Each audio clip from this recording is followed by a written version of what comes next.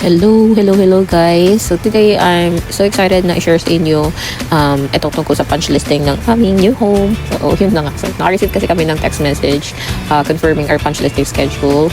So ayun nga. So super excited talaga kami na gawin siya. And ito na nga yung araw na yun. But before we dive into the punch listing story, so let me just tell you a little bit about our journey to finding this home.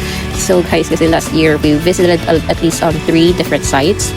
Napadpad pa nga kami sa Bulacan actually, just to compare our options. So pero itong nito talaga, when we saw this house in Antipolo, to be honest, the moment I saw it, parang dito talaga ako karakaraka talagang sabi ko i-reserve ko na to, babayaran ko na yung 30,000 reservation fee na yan as an impulsive buyer, ganyan, charot. Pero bakit? Because it had everything we were looking for. Wow. Kasi guys, una-una sa lahat talagang pinaka nagustuhan ko about this etong townhouse na to is its location. Very center of everything siya. Nagustuhan ko siya kasi malapit siya sa school, sa hospital, ganyan. And yung pinakamaganda sa lahat, yung pinakagustuhan ko talaga is sobrang lapit naman sa mga overlooking coffee shop because I really love coffee. Yun talaga number 1. So, pero kidding aside, yun nga, I love the climate here. Malamig siya since upper Antipolo siya, bundok, ganyan. And isa sa kino-consider ko kasi, or namin, is hindi siya kalayuan sa Quezon City. So, it will actually only take 45 minutes. No?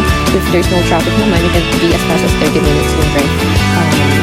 And of course, aside from that, what we consider the layout of the house is spacious compared to other townhouse there. And it's actually more affordable.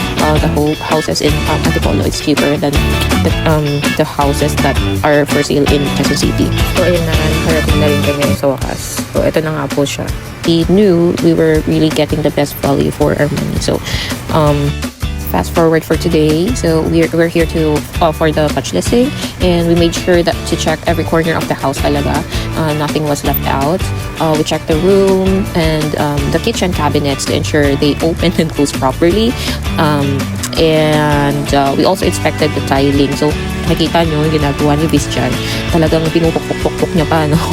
At kasi maririnig mo yung pagkaano niya kung hindi siya nakabit ng maayos. So, medyo nakakapagod lang ginagawa niya kasi talagang buong sala, buong kusina, ganyan niya. Talagang maposible din kasi itong mister ko talagang lahat, he will check everything. And ayun, making sure everything was in order and up to standard. Yeah, it's really a tedious process, but super worth it naman. Para syempre sure tayo no na yung bahay na ito turnover is maayos siya ma-turnover before ma-turnover sa amin. Ito na nga, may nakita kami yung isa pang defect. So parang medyo tabingi siya, CLC. Sabi naman nila tatabasan nila din. Ayan, may listahan naman lahat ng parang in-inspect during our punch listing, and then pinapirma na kami dyan. So ito, that's the wrap. We went back to our car, no?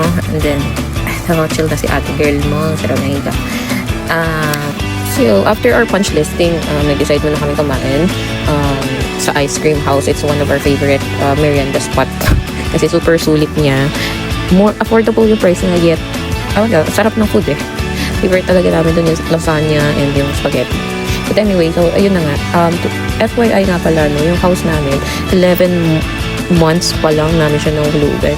And yun nga, medyo napaagad din kasi yung application namin sa bangko. Like parang 9th month ng paghuhulog namin for the down payment. By the way guys, it's pre-selling kasi namin siya nakuha.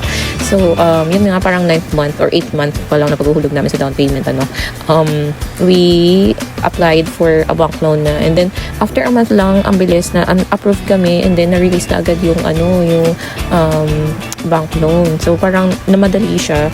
Kaya ito parang 11th month pa lang niya, na siya, ito na for turnover na siya sa amin. So yun na, ang bilis ng process talaga. So thankful din naman kami, no, na hindi kami nahirapan kasi parang may naririnig kami sa iba na matagal yung process ng approval from the bank, ganyan. So ito sa amin super smooth lang talaga na nangyari.